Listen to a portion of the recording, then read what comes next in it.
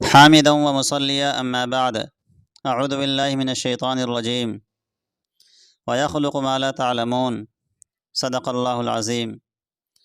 معزز سامعین کرام، میں نے ابھی قرآن کریم کی ایک آیت کا ٹکڑا تلاوت کی ہے جس کا تعلق ان تمام چیزوں سے ہے جو آدمی کے فائدے، راحت و آرام اور آسائش کے کام آتی ہے، اور اسی طرح وہ تمام چیزیں داخل ہے جو اس وقت تک موجود نہیں ہوئی تھی، لیکن اللہ تبارک و تعالیٰ کو ان کا آئندہ پیدا کرنا منظور تھا،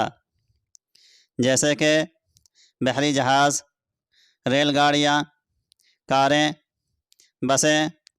ہوائی جہاز اور اس طرح کی ہزاروں لاکھوں سائنسی ایجادات، اور ابھی آئندہ زمانے میں نہ جانے کیا کیا ایجاد ہوگا، لیکن جو بھی ایجاد ہوگا وہ اس آیت کریمہ میں داخل ہوگا۔ برادران اسلام، آج ہم جس دور سے، جس زمانہ سے گزر رہے ہیں، یہ انٹرنیٹ اور سوشل میڈیا کا زمانہ ہے۔ بلا شبہ انٹرنیٹ دور جدید کی ایک ایسی ایجاد ہے جس کی بدولت ساری دنیا ایک عالمی فیملی میں تبدیل ہو چکی ہے۔ انٹرنیٹ کے ذریعے معلومات کا حصول بہت آسان ہو چکا ہے۔ نوجوان نسل کو تعلیم میں مدد درکار ہو تو وہ صرف ایک کلک کے ذریعے اپنی مطلوبہ تعلیمی معلومات حاصل کر سکتے ہیں۔ گھر بیٹھے دنیا کی اچھی سے اچھی یونیورسٹی میں داخلہ لے سکتے ہیں۔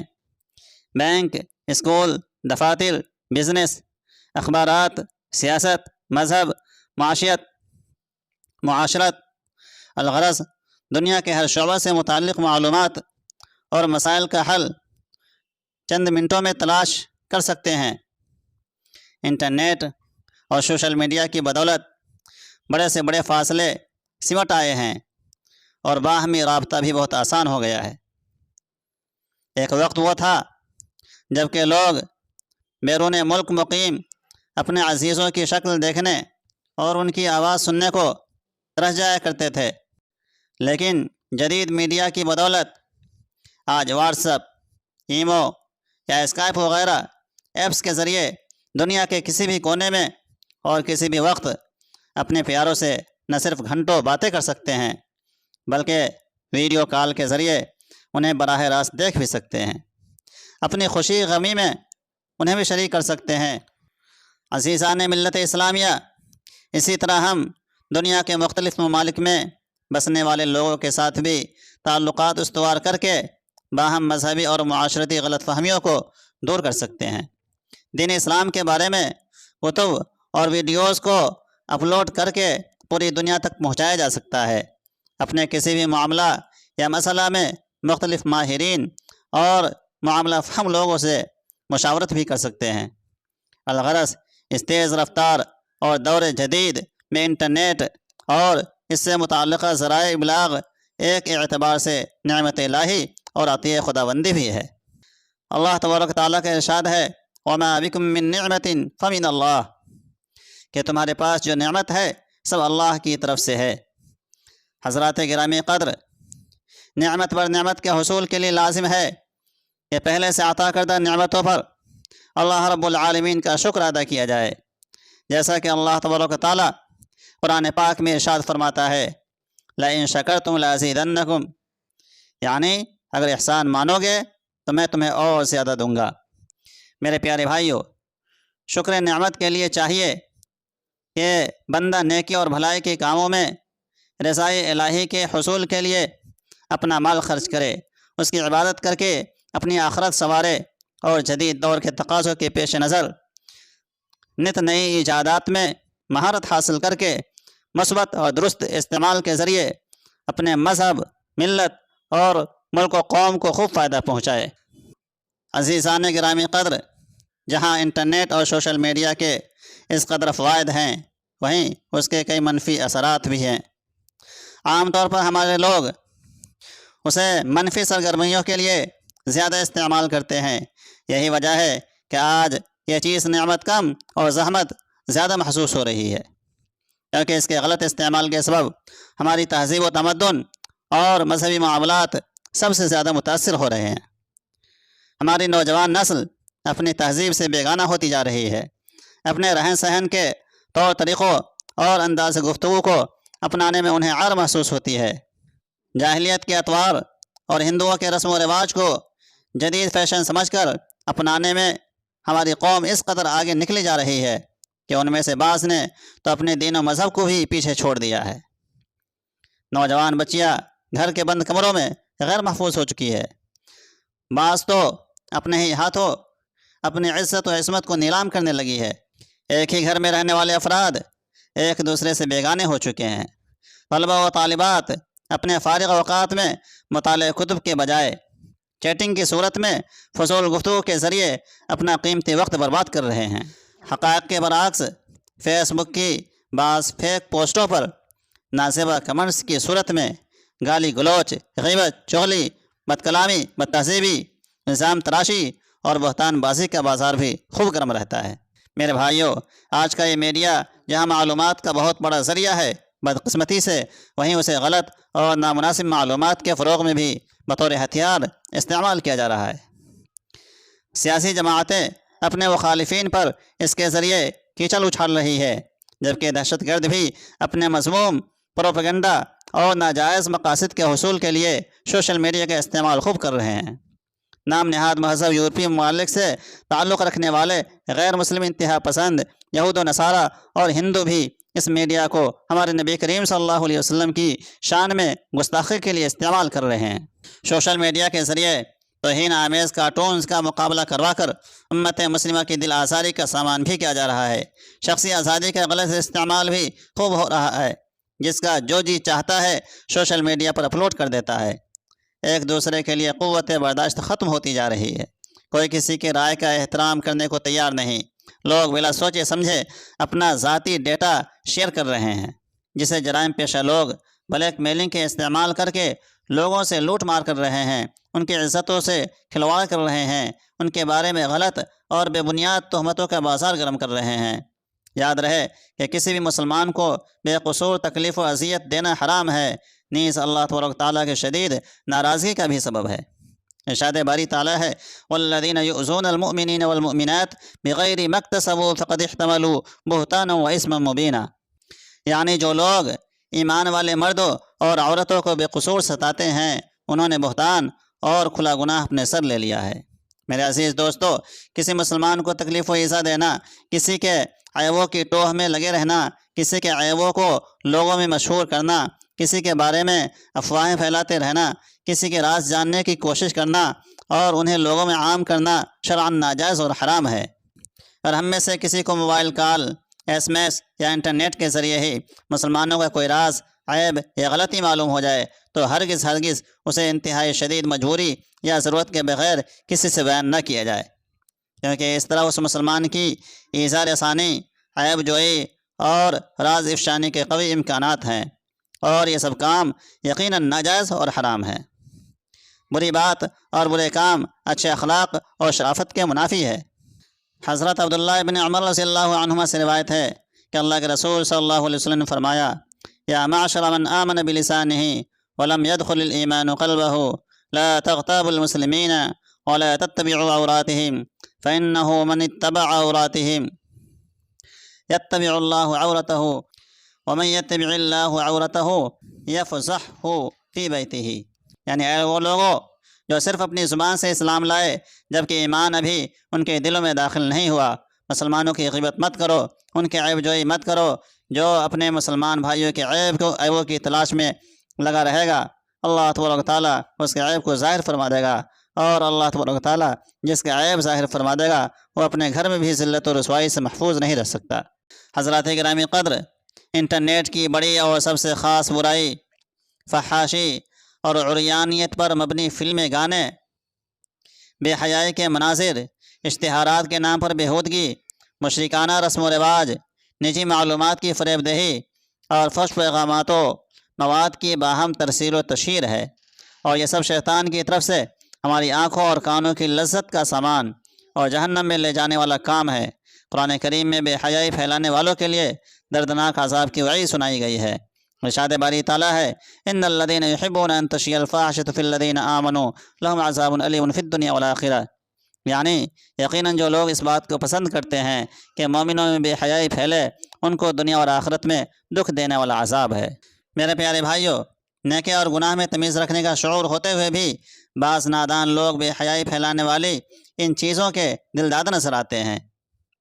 لیکن ایک مسلمان ہونے کے ناطے ہمیں اپنے ہر قول و فعل میں شرعی حدود و قیود کا لحاظ رکھنا ضروری ہے، پھر چاہے وہ کوئی سائنسی ایجاد ہو یا روزمرہ زندگی سے متعلق کوئی کام۔ ہمارا ایمان ہے کہ ہمارے جسم کے اعضاء سے بھی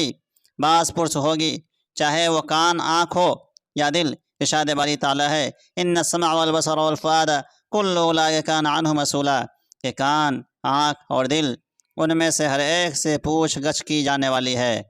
لہذا جب ہم سوشل میڈیا کا استعمال کرتے ہیں تو چاہیے کہ تصاویر اور ویڈیوز دیکھنے میں چاہے خلوت ہو یا جلوت، ہر جگہ اللہ رب العزت سے ڈرتے رہیں، کیونکہ ہمارا شیئر کیا ہوا مواد صرف ذاتی اکاؤنٹ تک محدود نہیں رہتا، بلکہ اس کے شیئرنگ کا دائرہ شبانہ روز وسیع تر ہوتا جا رہا ہے۔ بے شمار لوگ اسے دیکھتے ہیں اور ہمارے نامہ اعمال میں انگنت لوگوں کے سنگین گناہوں کا بوجھ بھی درج ہوتا رہتا ہے۔ عزیزان محترم، کئی باتیں ایسی ہیں جو انٹرنیٹ یا سوشل میڈیا کے ذریعے ہمارے علم میں آتی ہے اور ہم بلا تحقیق و بلا احتیاط انہیں آگے شیئر کر دیتے ہیں، حالانکہ ایسا کرنا عقل و دانش کے بھی خلاف ہے۔ ایسی چیزیں شیئر کرنے کے بعد بسا اوقات شرمندگی کا سامنا بھی کرنا پڑتا ہے۔ لہذا اگر کوئی شخص ہمارے ساتھ کسی دوسرے مسلمان بھائی کے بارے میں ایسی کوئی پوسٹ یا ویڈیو شیئر کرے جو کسی مسلمان کے لیے ندامت و عار یا بدنامی کا باعث ہو، تو اس کی تشہیر کرنے کے بجائے اسے چھپانا اور لوگوں سے پوشیدہ رکھنا لازم ہے۔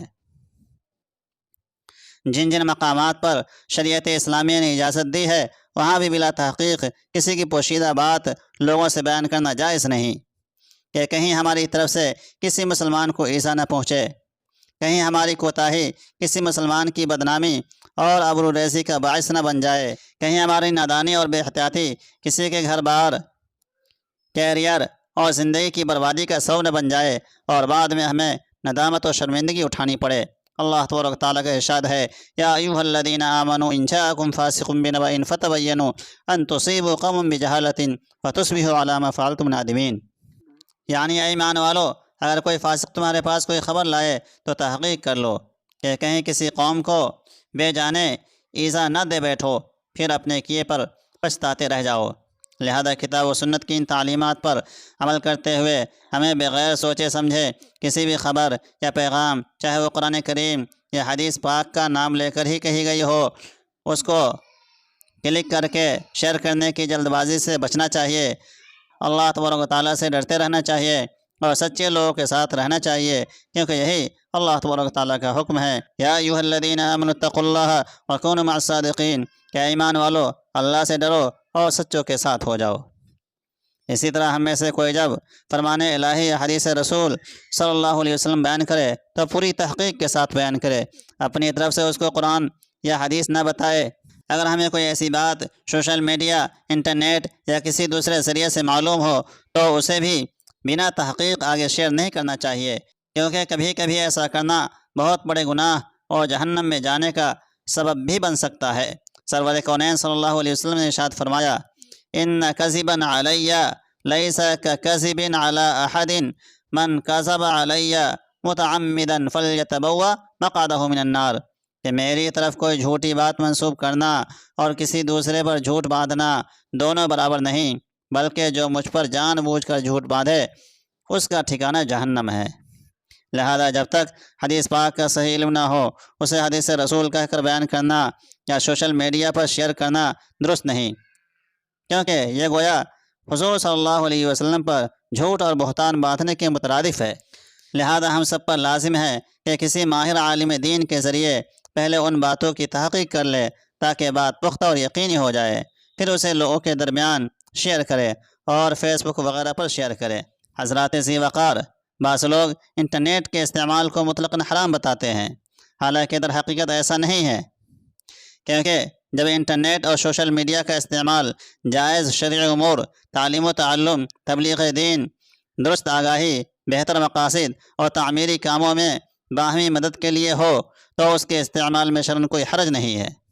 اگر انٹرنیٹ یا سوشل میڈیا کا استعمال ناجائز و حرام اور غیر شرعی امور، مثلاً فلمیں، ڈرامے، گانے باجے، فحاشی اور عریانیت پر مبنی مواد دیکھنے اور نامحرم خواتین و حضرات سے بے تکلف اور بے پردہ گفتگو وغیرہ میں سہولت کے لیے کیا جائے تو شرعاً اس کی اجازت نہیں، بلکہ ایسا کرنا حرام اور ممنوع ہے۔ عزیزان گرامی قدر، بدقسمتی سے انٹرنیٹ اور سوشل میڈیا کے غلط استعمال کا رجحان ہمارے معاشرے میں بڑی تیزی سے بڑھتا جا رہا ہے۔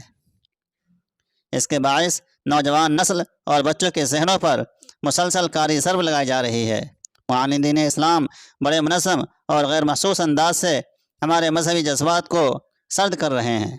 ہماری نوجوان نسل میں فحاشی، عریانیت اور بے حیائی کو فروغ دے رہے ہیں۔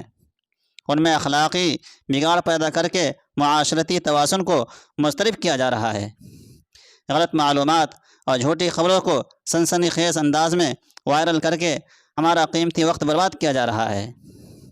نسل نو کو ذہنی اور جسمانی طور پر مفلوج کرنے کی بھرپور کوشش کی جا رہی ہے۔ انہیں ان کے اپنوں سے دور کیا جا رہا ہے۔ چنانچہ اس سلسلے میں والدین کو اس سنگین صورتحال کا ادراک کرتے ہوئے ذہنی طور پر بیدار رہنے کی اشد ضرورت ہے۔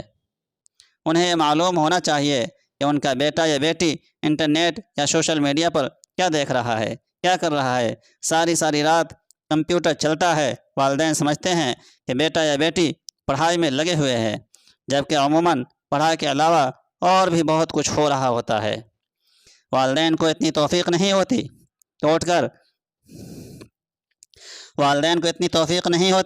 کہ اٹھ کر کبھی دیکھ ہی لیں کہ آخر بچہ کیا کر رہا ہے۔ اگر یہ نہیں کر سکتے تو کم از کم فحش مواد پر مبنی مخصوص ویب سائٹ ہی کو بند کروا دیں، ورنہ اگر پانی سر سے گزر گیا تو پچھتاوے کے علاوہ کچھ ہاتھ نہیں آئے گا۔ میرے عزیز دوستو، بھائیوں اور بزرگوں، آج انٹرنیٹ ہماری ایک اہم اور بنیادی ضرورت بن چکا ہے، لہذا ہم کسی کو اس کے استعمال سے مکمل طور پر روک نہیں سکتے، اور نہ ہی ایسا ممکن نظر آتا ہے۔ دشمنان اسلام نے اس کے ذریعے ہماری تہذیب اور اقدار کو تباہ و برباد کرنے کا پختہ عزم کر رکھا ہے، لہذا ہمارے علماء دین، اسکول کالجز کے اساتذہ کرام اور مذہبی اور ملی تنظیمات کو چاہیے کہ انٹرنیٹ اور سوشل میڈیا کے مثبت استعمال پر زور دے اور نوجوان نسل کی ذہن سازی کرتے ہوئے ان کی درست رہنمائی کرے، تاکہ وہ اپنا قیمتی وقت فلموں، ڈراموں اور گانے باجوں کے بجائے تعلیم، صحت اور اخلاقیات پر مبنی مواد پڑھنے میں صرف کرے۔ اس تیز ترین ذریعہ ابلاغ کا خود شکار بننے کے بجائے اسے اپنا ہتھیار بنائیں۔ اس کے ذریعے اسلام دشمنوں کا مقابلہ کرے اور اسے اسلام کی تبلیغ کا ذریعہ بنا کر غیر مسلموں کو دار اسلام میں لانے اور مسلمانوں کی اصلاح کی کوشش میں استعمال کرے۔ اے اللہ، ہمیں اور ہماری آنے والی تمام نسلوں کو برے ماحول سے بچا، ہمیں اپنی عبادت اور نیک اعمال کی توفیق عطا فرما، ہمیں دین اسلام کا وفادار بنائے رکھ، ہماری صفوں میں اتحاد کی فضا پیدا فرما، ہمیں پانچوں وقت کی نماز جماعت کے ساتھ پڑھنے کی توفیق عطا فرما۔ وآخر دعوانا ان الحمد للہ رب العالمین۔ فإن أصدق الحديث كتاب الله وأحسن الهدي هدي محمد صلى الله عليه وسلم خير الأمور عوازمها وشر الأمور محدثاتها وكل محدثة بدعة وكل بدعة ضلالة وكل ضلالة في النار۔